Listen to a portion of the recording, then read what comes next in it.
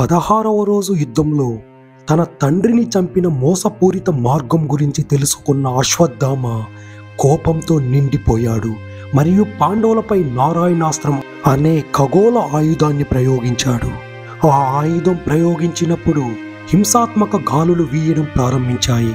ఉరుములు శబ్దాలు వినపడ్డాయి మరియు ప్రతి పాండవ సైనికుడిపై ఒక బాణం గుచ్చుకుంది. ఇది పాండవ సైన్యంలో భయాన్ని కలిగించింది.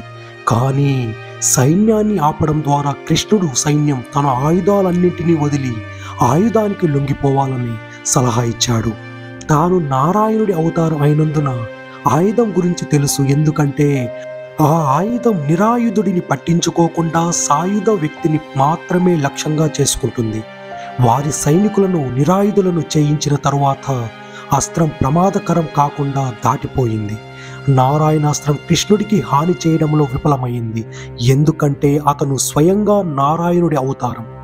ఆయుధాన్ని మళ్ళీ ఉపయోగించమని దుర్యోధనుడు కోరినప్పుడు విజయం సాధించాలని కోరుకున్న అశ్వత్థామ విచారంగా ఆ ఆయుధాన్ని మళ్ళీ ప్రయోగిస్తే అది తన వినియోగాన్ని ఆన్ చేస్తుందని చెప్పాడు.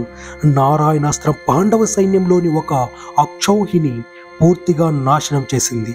నారాయణాస్త్రం ప్రయోగించిన తరువాత 2 సైన్యాల మధ్య భయంకరమైన యుద్ధం జరిగింది. అశ్వత్థామ ప్రత్యక్ష యుద్ధంలో దృష్టద్యుమ్నుడిని ఓడించాడు, కానీ సాత్యకి తన తిరోగమనాన్ని కవర్ చేయడంతో అతన్ని చంపడంలో విఫలమయ్యాడు. 16వ రోజు యుద్ధంలో కర్ణుడు కౌరవ సైన్యానికి సేనాధిపతిగా నియమించబడ్డాడు. అశ్వత్థామ ఒక సాధారణ విల్లును ఉపయోగించి ఒకేసారి లక్షలాది బాణాలను ప్రయోగించాడు. దాని ఫలితంగా అర్జునుడు మూర్ఖుడు అయ్యాడు. కొంతకాలం తర్వాత అతను మళ్ళీ అర్జునుడిపై విజయం సాధించాడు, ఎందుకంటే శ్రీకృష్ణుడు మరియు అర్జునుడు రక్తంతో స్నానం చేయబడ్డాడు. కానీ చివరికి అర్జునుడు అతని గుర్రాలను గుచ్చాడు మరియు గుర్రములు అశ్వత్థామను తీసుకువెళ్ళాయి మరియు అతని ఆయుధాలు కూడా అయిపోయాయి. పాండ్య రాజ్యానికి చెందిన రాజు మలయధ్వజ పాండవుల అత్యంత శక్తిమైన యోధులలో ఒకడు మరియు ఆ రాజు అతను అశ్వత్థామతో అద్భుతంగా పోరాడాడు. వారి మధ్య చాలా కాలం పాటు విలువిద్యతో అశ్వత్థామ మలయధ్వజుడిని కారు లేకుండా ఆయుధాలు లేకుండా చేశాడు మరియు అతనిని అక్కడికక్కడే చంపే అవకాశాన్ని పొందాడు. కానీ అతను మరింత పోరాటం కోసం తాత్కాలికంగా అతనిని విడిచిపెట్టాడు. తరువాత మలయధ్వజుడు అశ్వత్థామపై ఏనుగుపైకి వెళ్ళి శక్తివంతమైన లాన్స్ను దూకాడు. వజ్రం అప్పుడు అశ్వత్థామ మలయధ్వజుని తల మరియు చేతులు నరికి 6 మంది అనుచరులను కూడా చంపాడు. మలయధ్వజుడు కౌరవుల గొప్ప యోధులందరూ అతని చర్యకు ప్రశంసించారు. అప్పుడు భీముడు దుశ్శాసనుడిని చంపడానికి బయలుదేరాడు. భీముడు దుశ్శాసనునితో ద్వంద్వ యుద్ధం చేశాడు. మొదట వారు విలువిద్య ద్వారా పోరాడారు. భీముడు దుశ్శాసనుడి విల్లు విరిచాడు. దుశ్శాసనుడు కత్తి తీసుకున్నాడు. భీముడు కత్తిని నరికాడు. దుశ్శాసనుడు గద పట్టేంత వరకు భీముడు ఆయుధాలన్నీ ఇలాగే నరికివేశాడు. దుశ్శాసనుడు గదను తీసుకున్నప్పుడు భీముడు కూడా తన గదను తీసుకున్నాడు. వెంటనే ఇద్దరు ఒకరితో ఒకరు ద్వంద్వ పోరాటం ప్రారంభించారు. భీముడు తన గదతో దుశ్శాసనుడిని చాలాసార్లు కొట్టాడు. భీముడు దుశ్శాసనుడి గద విరిచాడు. ఇద్దరు కుస్తీ పట్టారు. చివరికి భీముడు దుర్యోధనుడి ముందు దుశ్శాసనుడిని ఓడించి దారుణంగా చంపాడు. భీముడు దుశ్శాసనుడి చేతులను శరీరం నుండి వేరు చేసి చంపాడు. భీముడు దుశ్శాసనుడి హృదయం ప్రాంతంలో కొట్టాడు. భీముడు దుశ్శాసనుడి గుండె నుండి రక్తాన్ని పిండాడు మరియు ద్రౌపది జుట్టును ధరించాడు. భీముడు కూడా మిగిలిన రక్తాన్ని తాగి తన ప్రమాణాన్ని నెరవేర్చాడు. ఇంతలో కర్ణుడు పాండవ సైన్యంలో విధ్వంసం సృష్టించాడు. కర్ణుడి ఆగ్రహానికి చాలామంది యోధులు పారిపోతున్నారు. కర్ణుడు పాండవ సైనికుల దాడులను ఎదుర్కొని మళ్ళీ పాండవుల సైన్యాన్ని నాశనం చేయడం ప్రారంభించాడు. నకులుడు, సహదేవుడు, సాత్యకి మరియు ఉప పాండవులు కర్ణుడిపై దాడి చేసినప్పటికీ వారిని ఓడించాడు. నకులుడు కర్ణుడితో యుద్ధం చేశాడు. అయితే కర్ణుడు అతనిని ఓడించి అతని రథాన్ని ధ్వంసం చేశాడు, కానీ అతనిని విడిచిపెట్టాడు. దుర్యోధనుడు మరియు యుధిష్ఠిరుడు యుద్ధంలో నిమగ్నమయ్యారు. దుర్యోధనుడు తన పరాక్రమాన్ని ప్రదర్శించినప్పటికీ యుధిష్ఠిరుడు అతన్ని ఓడించాడు. దుర్యోధనుడి రక్షించడానికి కృప, కర్ణ, అశ్వత్థామ వచ్చారు. అశ్వత్థామ యుధిష్ఠిరుడిని ఓడించాడు మరియు సాత్యకి అశ్వత్థామపై దాడి చేయడానికి వచ్చాడు. సాత్యకి అశ్వత్థామ యొక్క విల్లును విరిచినప్పుడు కర్ణుడు సాత్యకిపై దాడి చేశాడు. సాత్యకి గట్టి పోరాటం చేసినప్పటికీ కర్ణుడు అతనిని ఓడించాడు.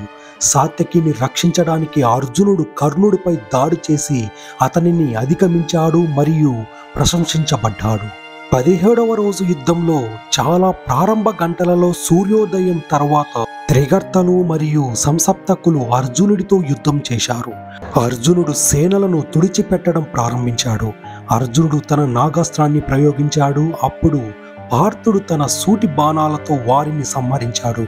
నిజానికి ఆ యుద్ధంలో ఈ యోధులందరూ ఎవరిని లక్ష్యంగా చేసుకొని పార్థుడు ఆ పాదాలను కట్టే ఆయుధాన్ని ప్రయోగించాడో వారి దిగువ అవయవాలను పాములతో చుట్టుముట్టారు. అప్పుడు సుశర్మ తన సౌపర్ణ అస్త్రంతో ప్రతిఘటించాడు. అప్పుడు అనేక పక్షుల కిందికి వచ్చి ఆ పాములను మృంగివేయటం ప్రారంభించాయి. వారిలో అర్జునుడితో యుద్ధం చేయగల మగవాడు లేడు. అర్జునుడు అన్ని సేనలను నాశనం చేయటం ప్రారంభించాడు. ఆ వదను చూసిన వారంతా తమ పరాక్రమాన్ని బయట పెట్టకుండా పూర్తిగా నిష్క్రియంగా ఉండిపోయారు. అర్జునుడు సమస్త సంపప్తకాలను త్రిగర్తలను వధించాడు. అర్జునుడు 1,00,000 మంది యోధులను సంహరించాడు. అర్జునుడు సంసప్తకాలతో యుద్ధంలో పాల్గొన్నప్పుడు కర్ణుడు, పాండవ సోదరులు, నకులు, సహదేవుడు మరియు యుధిష్ఠిరుడి యుద్ధంలో ఓడించాడు. కానీ కుంతికి చేసిన వాగ్దానం ప్రకారం వారిని ప్రాణాలను విడిచిపెట్టాడు. కర్ణుడు తన కొడుకు వృషసేనుడితో కలిసి పాండవుల సైన్యాన్ని సంహరించడం ప్రారంభించాడు. కర్ణుడు, వృషసేనుడు విధ్వంసం సృష్టిస్తున్న చోటికి అర్జునుడు వచ్చాడు. యుద్ధంలో 13వ రోజున నిరాయుధుడైన అభిమన్యుణ్ణి చంపడంలో కర్ణుడు అంతకు ముందు పాల్గొన్నాడు. మొదట కర్ణుడు అభిమన్యుడి విల్లుని విరిచాడు మరియు చివరికి అభిమన్యుని ఇతర యోధులతో పొడిచారు. తన కొడుకు యొక్క అన్యాయమైన మరణాన్ని గుర్తు చేసుకుంటూ అర్జునుడు వృషసేనుని చంపడం ద్వారా ప్రతీకారం తీర్చుకున్నాడు. కర్ణుడి తన కుమారుడి విధిని చూసి ఓదార్చలేకపోయాడు. అతను అర్జునుడితో సుదీర్ఘ ద్వంద్వ యుద్ధం చేశాడు. ఎంతగానో ఎదురు చూసిన అర్జునుడు మరియు కర్ణుల మధ్య యుద్ధం భీకరంగా జరిగింది. కర్ణుడు ముందుకు రావడం ప్రారంభించాడు. కానీ కర్ణుడి రథచక్రం బురదలో చిక్కుకుపోయింది. అతను భూమాత నుండి గతంలో పొందిన శాపం ఫలితంగా కీలక సమయంలో బ్రహ్మాస్త్రాన్ని ప్రయోగించాలనే మంత్రాలను మర్చిపోయాడు. తన గురువైన పరశురాముని శాపం ఫలితంగా కర్ణుడు చక్రాన్ని విడిపించుకోవడానికి తన రథం దిగి అర్జునుడి యుద్ధ మర్యాదలను గుర్తు చేస్తూ ఆగి ఉండమని కోరాడు. అయితే కర్ణుడు అభిమన్యుని వెనుక నుండి పొడిచి చంపిన విధానాన్ని గుర్తు చేస్తూ కర్ణుడిపై దాడి చేయడానికి శ్రీకృష్ణుడు అర్జునుడిని ప్రేరేపించాడు.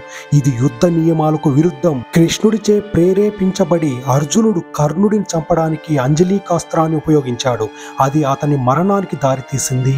కర్ణుడికి భూమాత నుండి మరియు పేద బ్రాహ్మణుల నుండి నిషేధం ఉన్నందున అర్జునుడు అటువంటి పరిస్థితుల్లో కర్ణుడిని చంపవలసి వచ్చింది.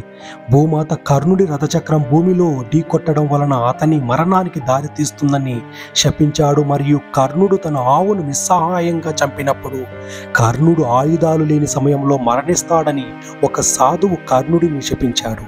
శాపాలను తీర్చడానికి ఆ పరిస్థితుల్లో కర్ణుని చంపడానికి కృష్ణుడు అర్జునుడిని ప్రేరేపించాడు.